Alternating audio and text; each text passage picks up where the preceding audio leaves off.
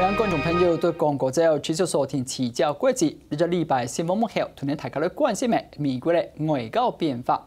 川普總統8日輕輕宣布，將基地為國務卿提的sem辭退。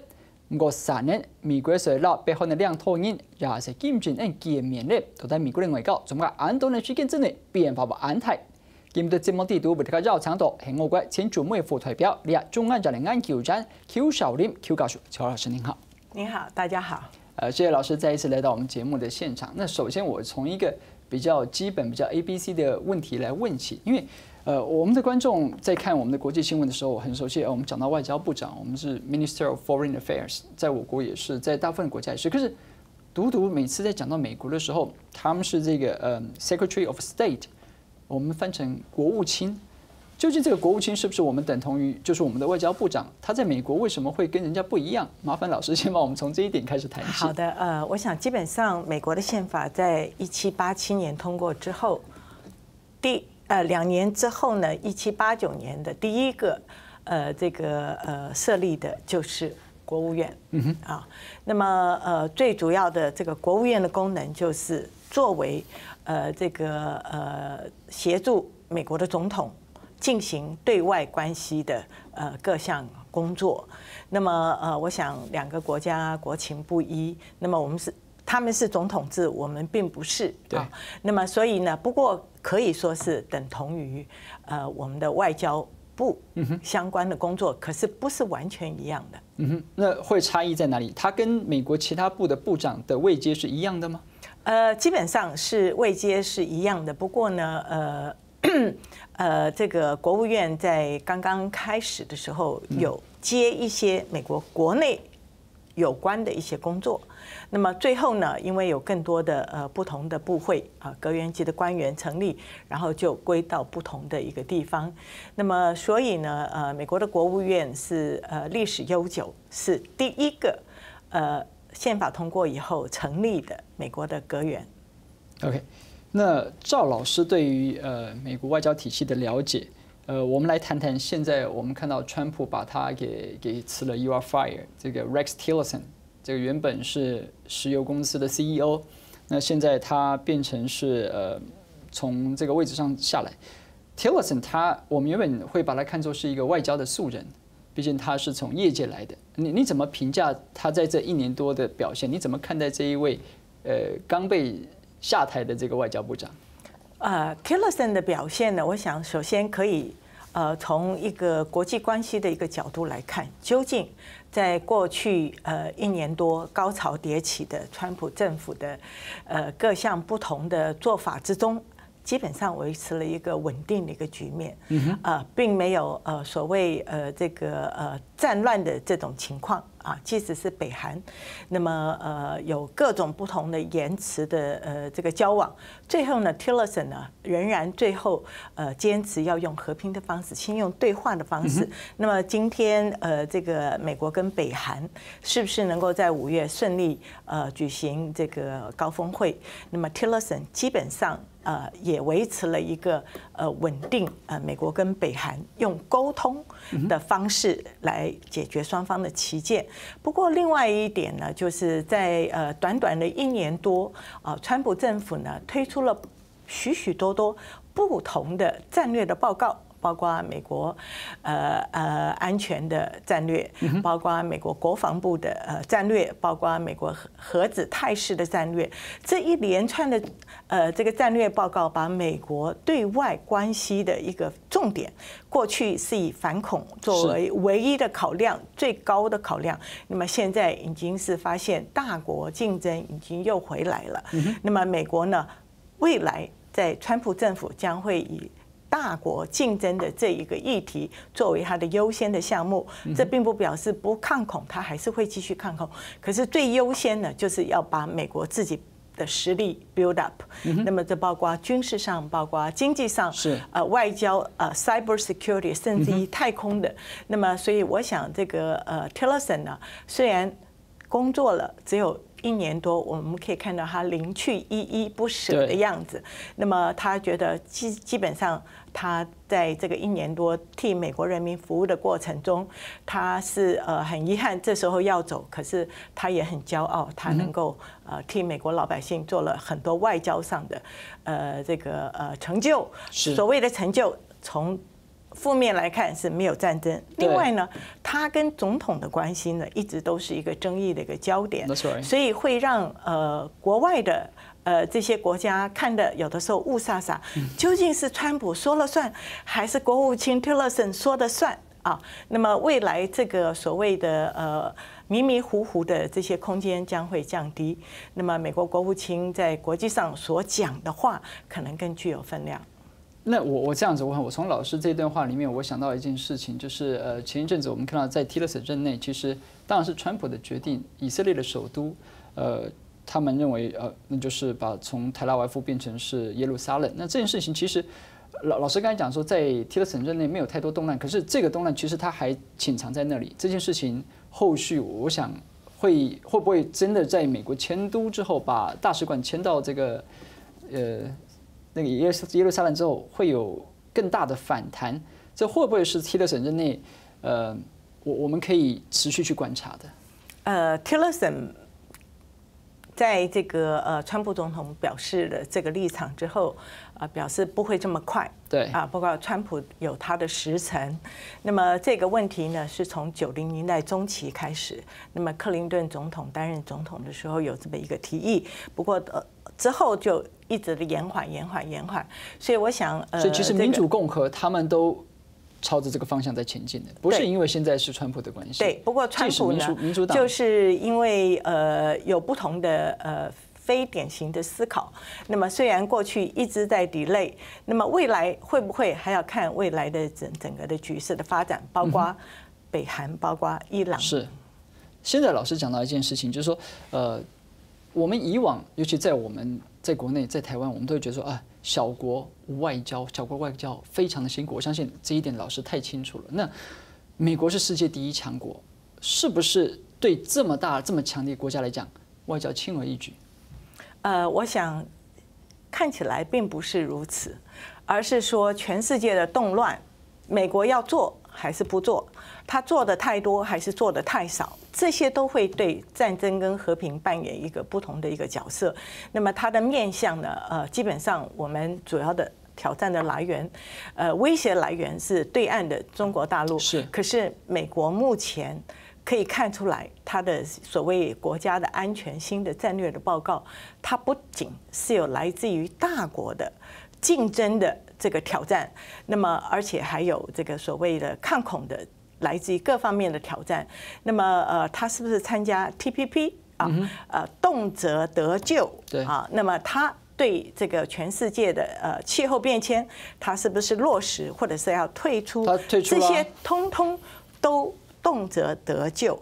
那么，那我们的问题是说，我们这些东西我们都不能参加啊，所以是不同的 level。是美国是参加了太多，他做跟不做都会。让全世界注意跟观望。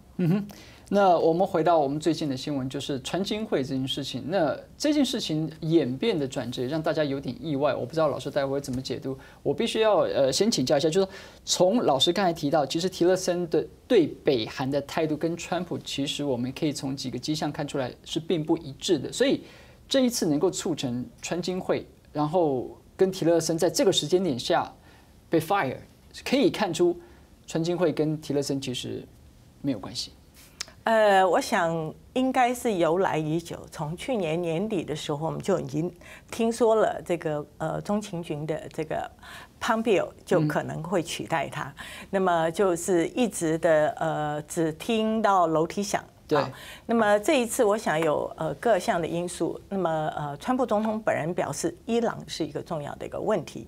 伊朗发展核武，那么川普觉得过去奥巴马缔结的这些这个条约这个 agreement 并不适用，他希望能够重新来做一个调整。那么国务院显然建制派人并不以为然，而且会影响到其他的友邦。那么北韩也当然是一个双方沟通，尤其在川普的Twitter 上面，我们可以看到他曾经告诉不要浪费时间了。可是现在呢，这个情况又有不一样啊。那么川普曾经表示他愿意跟这个北韩的领导人坐下来吃 hamburger。那么后来就说不要浪费时间。那现在呢，又对这个未来的川金会有所期待。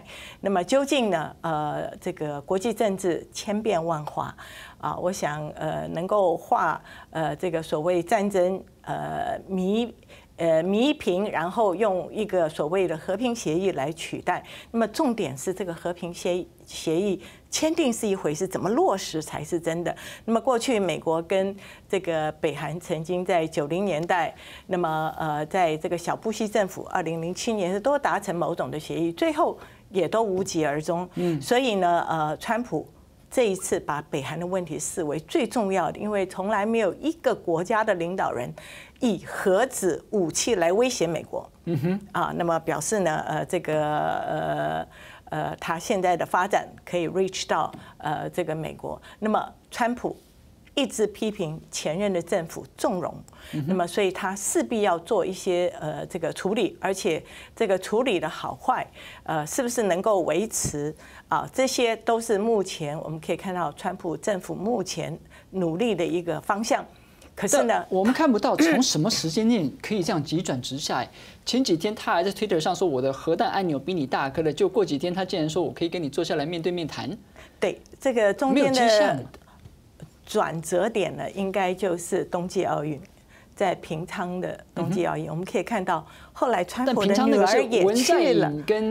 对 ，OK， 这个concluding 这个的时候，川普的女儿也去了。对 ，OK， 应该不是只是去那里作秀啊。那么另外呢，我们可以看到南北韩也在这个期间啊，这个开幕式呢，我们看闭幕式也有所谓的双边的这个谈判。对。然后之后马上的南韩就有代表团特使团到北韩，所以呢，这个转折呢，可能是未来的学者专家好好研究的一个这个契机。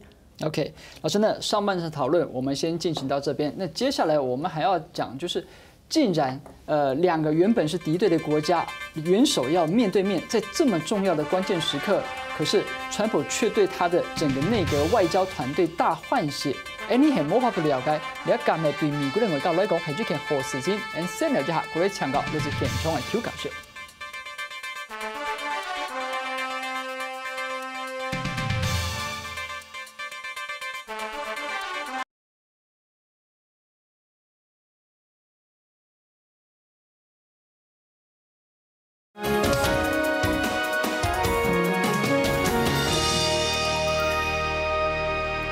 非常觀眾朋友，過去擺進到討論的現場，其實都關注美國的外交的最新狀況。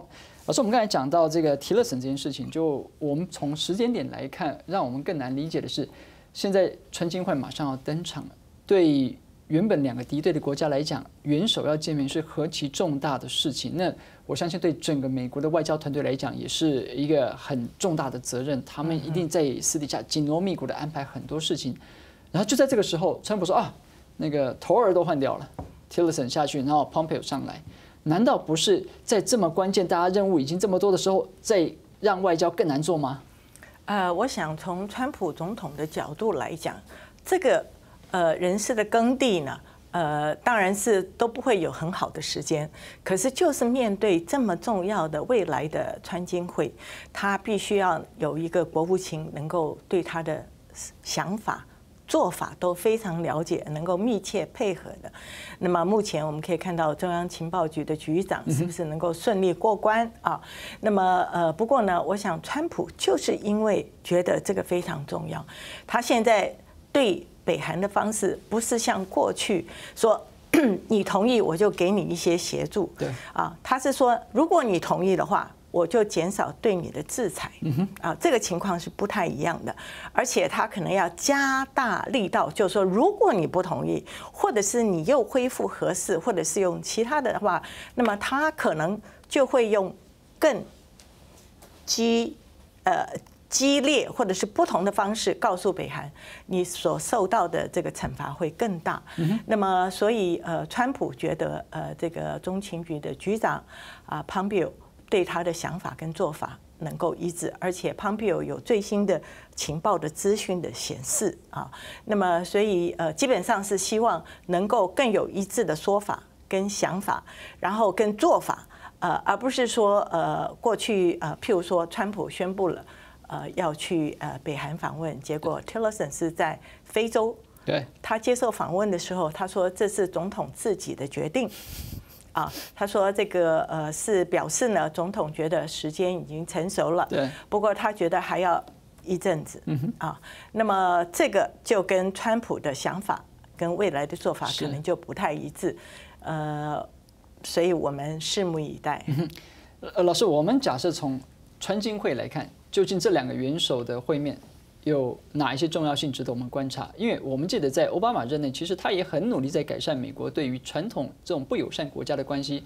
最显著的成就应该就是跟古巴，那他也去了哈瓦那，然后跟卡斯楚见了面。这一次的川金会重要性更胜跟古巴的关系的突破吗？然后接下来我们观察的重点会是哪些？OK， 古巴基本上我们可以看到，60年代的时候曾经有古巴飞弹危机，古巴的后院并没有飞弹，可是呢，这个北韩呢现在部署了许多的核武，而且更进一步的，包括长程的这些飞弹可以到达美国的本土，所以那个情况是更严重那么所以呢，这个古巴。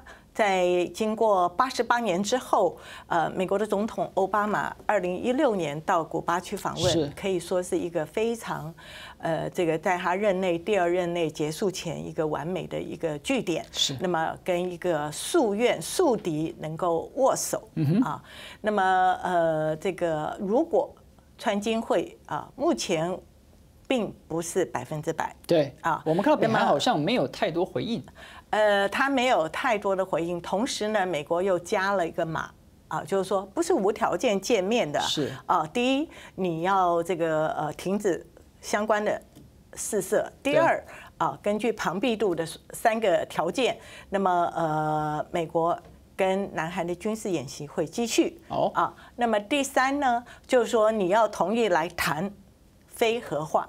不是跟你见面吃个汉堡也不是跟你见面讨论什么其他的事情，我是有具体的内容那么所以呢，目前我们可以看出来，是不是能够在5月底如各方所期待的这个进行川金会，川金会能够有真正的东西出来吗？还是像川普所说，可能他做一下他就离席了，也可能会有非常惊人的具体的一个成果。那么这些可能不是这个目前美国国务院比较建制派的一些想法说法。建制派基本上我领导人见面，我一定要把所有的细节都弄好。那么非传统的这个川普总统可能觉得这个时间非常的这个需要把握。对。那么所以他们的想法跟做法不太一样。那么我们当然就继续观察下一步的。原本这个 CIA 的这个局长这个 Mike Pompeo， 他是不是一向被视为鹰派？那在一个鹰派的国务卿的领导之下，接下来我们对于美国的外交政策可以有哪一些预期？包括说，我们也讲一件事情，老师刚才讲到，假设就这个非建制派的川普总统他的这个思维来看，哪怕我们只是坐下来见个面我就走了，可是听起来这样子的安排得利的反而会是金正恩，因为我们看嘛，以往是谈6方会谈，中国也要来，俄罗斯也要来，旁边的日本也要来，韩国也要来，加上美国跟朝鲜。可现在不是，我可以跟你平起平坐，我跟美国的总统2个人单独谈。所以无论如何，这个川金会是不是老师刚才讲有具体成果，最大的得利者都会是金正恩啊。金正恩不见得是会有绝对的这个所谓的得利者，因为他要得利的话，他必须也要有一些具体的成果，可以向北韩的老百姓说，我得到了这个，得到了那个。如果什么都没得到，他只不过得到了一时的媒体的关注啊，最后如果说是这个会议无疾而终的话，美国会加大他的这个不管是制裁或是其他方式的一个对北韩的动作。那么所以我想也不要说因为一时的媒体的这个曝光而对他政权一定有帮助。如果说是双赢的话，那当然有。那么之所以不要六方会谈，就是谈了这么多次，也得到了协议，结果是不能落实。是啊，那么这个对美国来讲，这个对川普总统来讲，是他一再批评。那么过去从90年代一连串的这些美国的执政者，所以他的做法会不一样。那如果他能够从六方会谈变成现在的跟美国1对1谈，某种程度，我们能不能说，其实金正恩他的这种威慑式的、恐吓式的这样的手段，其实是达到目的了？他威慑式的这个手段呢，目前让北韩平兵交迫。对 ，OK， 我们可以看到北韩的经济过去几年曾经有不错的一些发展。那么北韩的老百姓呢，我们也可以看到，目前在这么大的压力之下，影响的程度不仅是北韩的人民，而是全世界各国都要配合。